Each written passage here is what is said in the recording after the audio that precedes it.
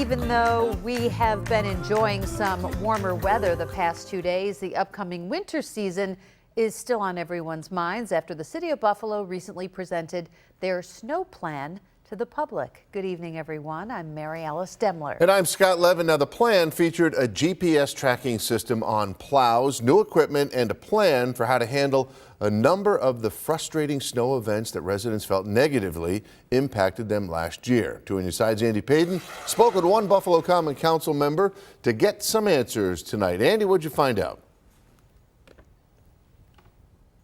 Yeah, well, Scott and Mary Alice, we'll get to that in a second, but just to give you an idea of what this is going to look like possibly, where I'm standing right now, you can see the street behind me. It is extremely clear and drivable. Part of the proposal that we're going to be seeing here is that it will look just like this at least 24 hours after snowfall in an attempt to address the issues that many residents had last year, where they said it took days upon days for the street to finally be clear of snow, which Councilmember Joe Glenbook told me just can't happen for another year. That was unacceptable, not just for me, but for taxpayers in the city of Buffalo. Within 24 hours, every street should have plows go down so that you could get emergency vehicles at least in and out of those neighborhoods.